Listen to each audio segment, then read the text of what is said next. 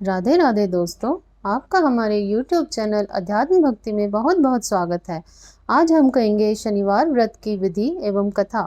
तो प्रेम से बोलिए शनिदेव महाराज की जय, सर्व देवी देवताओं की जय। शनिवार व्रत की विधि इस प्रकार है। इस दिन शनि की पूजा होती है। काला तिल, काले वस्त्र, तेल, उड़द शनि को बहुत प्रिय हैं, इसलिए इनके द्वारा शनि की पूजा होती है।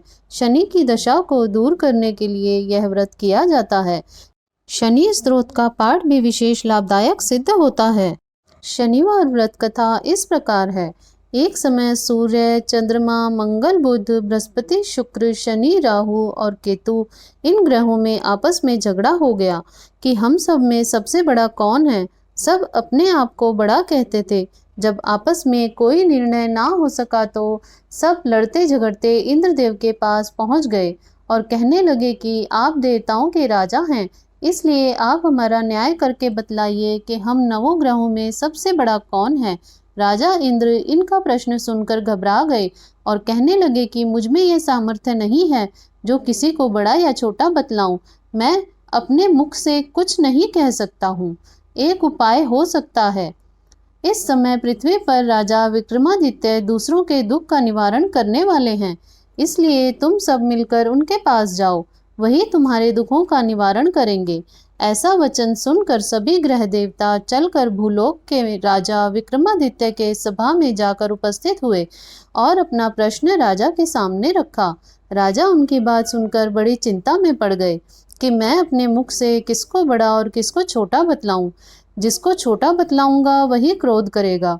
परंतु उनका झगड़ा निपटाने के लिए राजा ने एक उपाय सोचा कि सोना, चांदी, कांसा, पीतल, शीशा, रंगा, जस्ता, अभ्रक और लोहा नवों धातुओं के 9 आसन बनवाए। सब आसनों को क्रम से जैसे सोना सबसे पहले और लोहा सबसे पीछे बिछाए गए। इसके पश्चात राजा ने सब ग्रहों से कहा कि आप सब अपने अपने आसनों पर बैठिए। जिसका आसन सबसे आगे है वह सबसे बड़े और जिसका आसन सबसे पीछे है वह सबसे छोटा जानिए। क्योंकि लोहा सबसे पीछे था और वह शनि देव का आसन था, इसलिए शनि देव ने समझ लिया कि आज राजा ने मुझको सबसे छोटा बना दिया है। इस पर शनि को बड़ा क्रोध आया और कहा कि राजा, तू मेरे पराक्रम को नहीं जानता। सूर्य एक राशि पर 1 महीना, चंद्रमा 2.25 दिन, मंगल 1.5 महीना, बृहस्पति 13 महीने, बुध और शुक्र 1 महीना, परंतु मैं एक राशि में 2.5 अथवा 7.5 साल तक रहता हूँ। बड़े बड़े देवताओं को भी मैंने भीषण दुख दिया है। राजन सुनो, तुम राम जी को 7.5 आई तो वनवास हो गया और रावण पर आई तो राम और लक्ष्मण ने सेना लेकर लंका पर चढ़ाई कर दी, रावण कुल का नाश कर दिया। हे राजा, अब तुम सावधान रहना। राजा कहने लगा, जो कुछ भाग्य में होगा देखा जाएगा।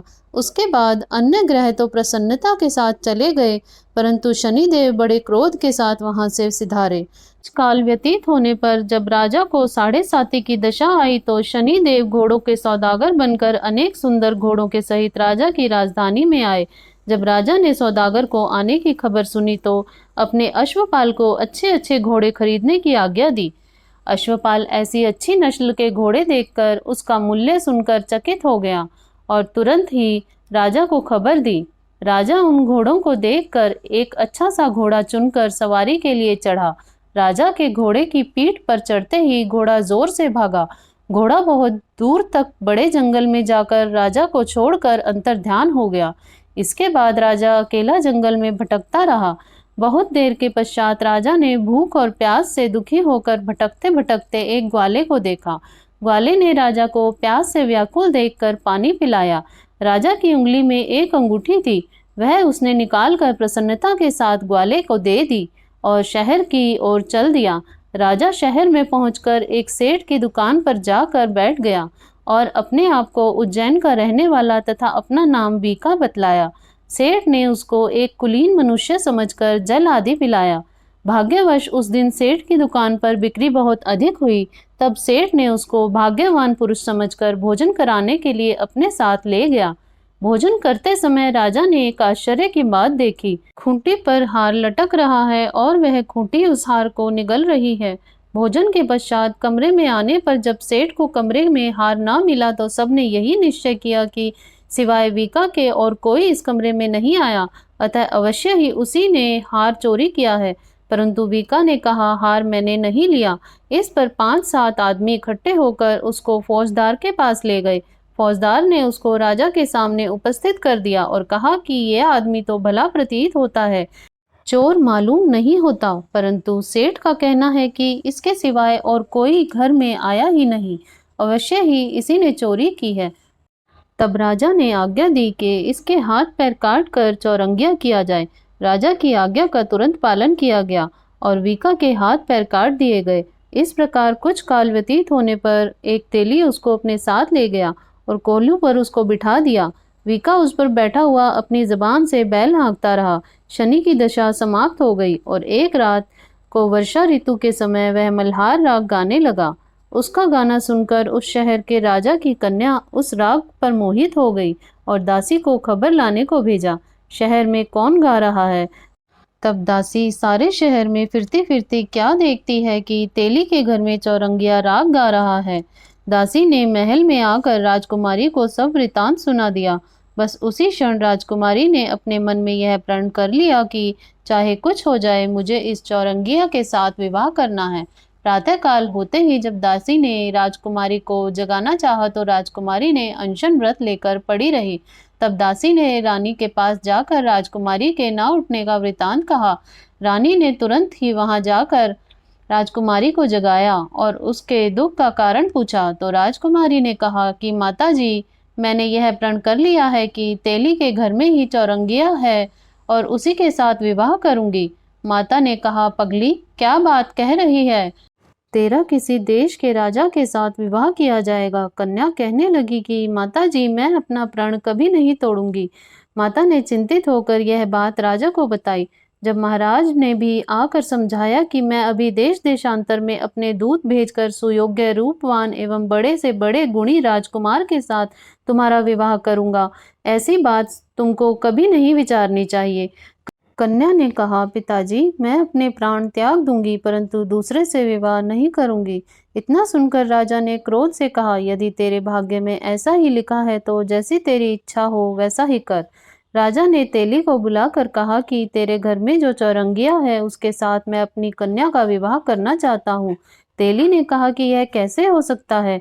कहाँ आप हमारे राजा और कहाँ मैं एक नीच तेली। परंतु राजा ने कहा कि भाग्य लिखे को कोई नहीं टाल सकता, अपने घर जाकर विवाह की तैयारी करो। राजा ने उसी समय तोरण और वंदनवार लगवाकर अपनी राजकुमारी का विवाह चौरंगिया विक्रमादित्य के साथ कर दिया।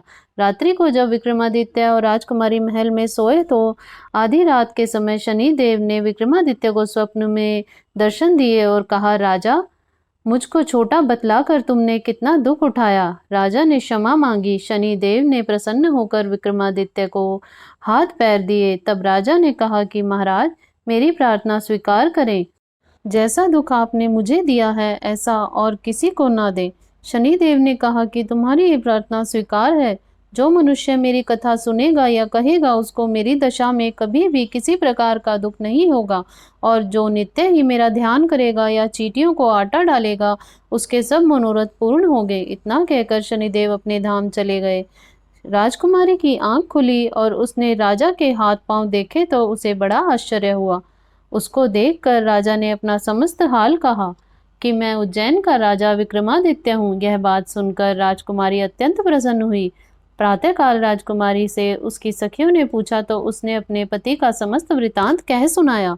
तब सब ने प्रसन्नता प्रकट की और कहा कि ईश्वर ने आपकी मनोकामना पूर्ण कर दी।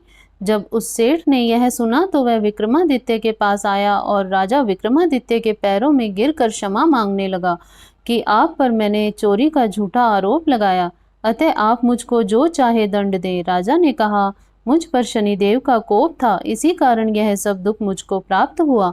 इससे तुम्हारा कोई दोष नहीं है। तुम अपने घर जाकर अपना कार्य करो। सेठ बोला कि मुझे तभी शांति मिलेगी जब आप मेरे घर चलकर प्रीतिपूर्वक भोजन करेंगे। राजा ने कहा कि जैसा आपकी इच्छा हो वैसा करें। सेठ ने अपने घर जाकर अनेक प्रकार के सुंदर भोजन बनवाए और राजा विक्रमादित्य को प्रतिभोज दिया। जिस समय भोजन कर रहे थे, एक अत्यंत आश्चर्यजनक की बात सबको दिखाई दी कि जो खूंटी पहले हार को निगल गई थी, वह अब हार उगल रही है। जब भोजन समाप्त हो गया तो सेठ ने हाथ जोड़कर बहुत सी मोहरें राजा को भेंट की और कहा कि मेरे श्री कवरी नामक एक कन्या है, उसका परिग्रहण आप करें। इसके बाद सेठ ने अपनी कन्या का विवाह राजा के साथ कर दिया और बहुत सा दान दहेज आदि दिया। इस प्रकार कुछ दिनों तक वहां निवास करने के पश्चात विक्रमादित्य ने शहर के राजा से कहा कि अब मेरी उज्जैन जाने की इच्छा है।